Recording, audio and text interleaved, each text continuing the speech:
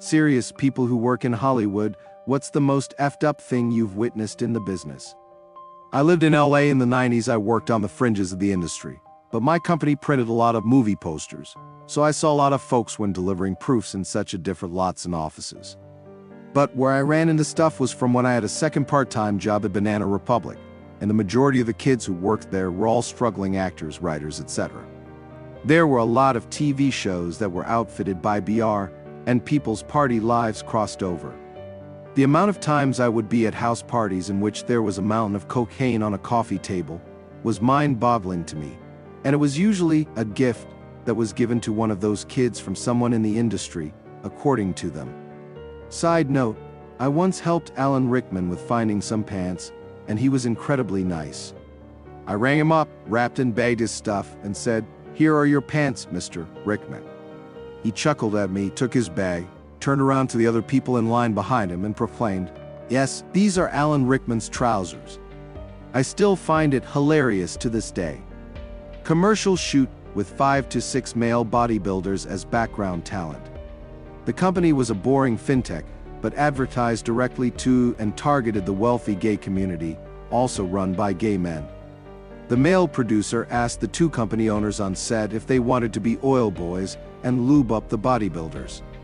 They gladly took up the offer and spent 30 minutes oiling up the bodybuilders, who had no choice but to just take it even though I could tell they weren't comfortable. At the time, everyone was laughing, but looking back, it was pretty messed up to put the bodybuilders in that situation. I lived in LA for 15-ish years and worked in the industry. The things that are not NDA protected are seeing Lindsay Lohan doing lines of coke off the back of a toilet in a club bathroom.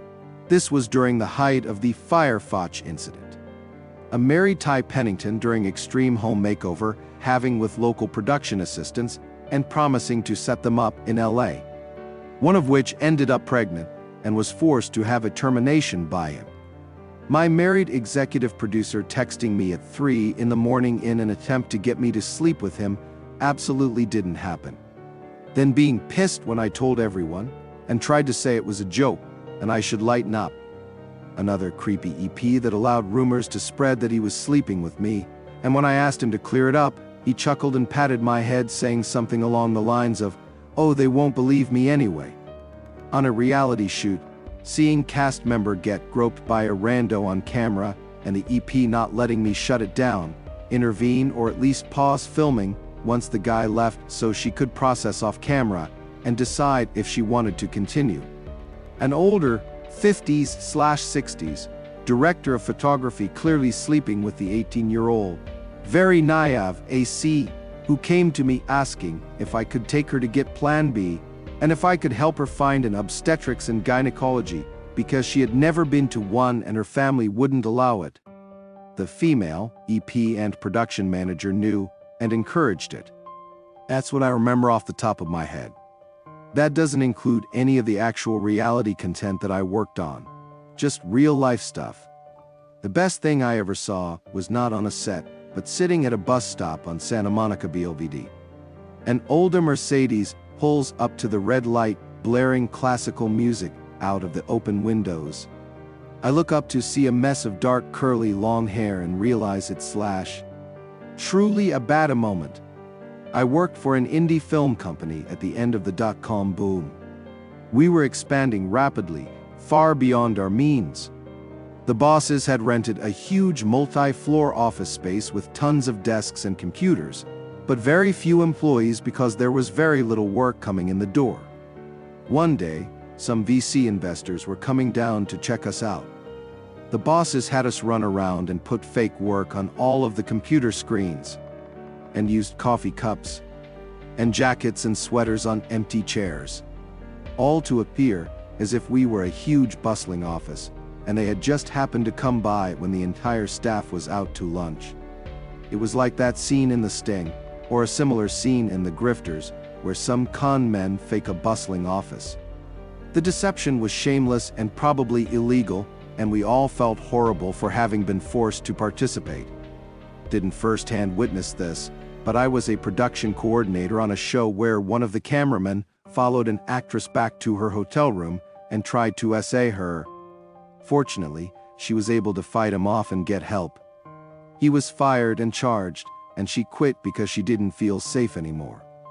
The guy had a 20-year career, and I can't imagine this was the first time he'd done something, but it was definitely the first time anyone found out. Terrifying. I don't know what happened to the actress after she left the show. I hope she's doing well.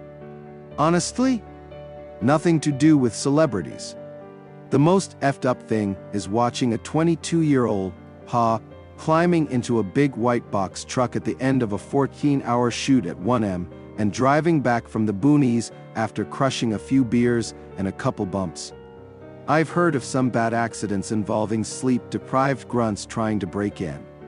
Almost happened to me, basically exact same story. 14-hour shoot, 1.5 hours out of town. Left my house at 6:30 a.m. to be there for 8, worked till 10 and drove home. 3 days in a row of this, and almost passed out and crashed on the drive home, and decided to never work in that industry again. Worked as a Pa on an end-of-the-world type show that relocated to filming in Texas way, back in the early 2010s.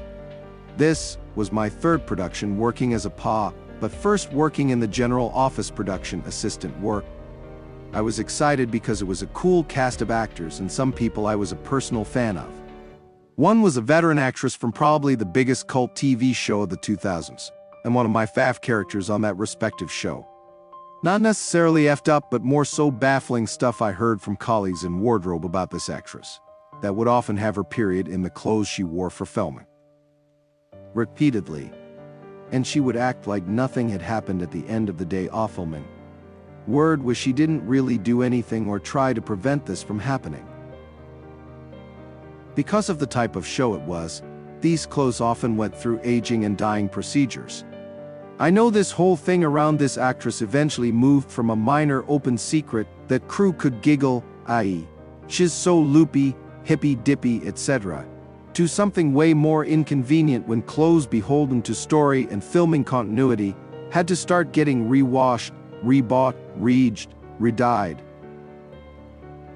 You name it, which caused tons of redundant or duplicative work on behalf of the crew members, mostly in costuming, as it kept happening very frequently. Never felt like maybe there was a medical issue, or anything with this actress, just more so strange in how nonchalant and unembarrassed it all felt, like the way she handled all of this situation was a normal thing. It definitely altered my perception of her to a more neutral fan standpoint. I was working on an indie film in Vancouver as a line producer's assistant. The movie was having money problems. As it turned out, the financing was coming out of the Middle East and we almost missed payroll twice. Head of the Teamsters, who was also a Hells Angels captain, sat down with the producers. "Hand over your passports, or I'm gonna take you out back and break both your legs. You'll get them back when everyone's been paid what they're owed." I was a volunteer at TIFF, and an actress had overdosed in the bathroom, was supposed to do a Q&A after the movie. Someone involved with the movie managed to get her functional enough to get through the Q&A before calling an ambulance. I work as a first AC or assistant camera on film/TV shoots. The garbage treatment I've seen PAs, production assistants, and interns really boils my blood all the time. This is usually since they are the lowest usually on the command chain, and are treated bad, and do what many would call be work running errands, getting coffee, moving equipment and other things. Many times these are unpaid positions, and are doing this to get experience in. Treat PAs with respect. They may be the lowest on the pole, but they are trying to make it like we are, and word does travel fast of ill-treated crew, and people will remember you. Shout out to my PAs on shoots. Thank you guys for helping our operations run smoothly. To cleaning and fetching food for us. You guys are the unsung heroes of all shoots, big and small. There was this time around 2005 when a B-level TV celebrity was caught on an open hot mic, talking about how he would go about essaying women, groping them and kissing them without their consent. He explained that you can get away with that when you're famous. The effed up part was he didn't lose his job. In fact, he became even more popular. His acting still sucks, but half the audience believes it to be authentic to the character. Oh, and then a lot of his fans began believing in conspiracy theories that Hollywood elite are preying on children, yet still supported this predator, even after hearing about his crimes in his own voice.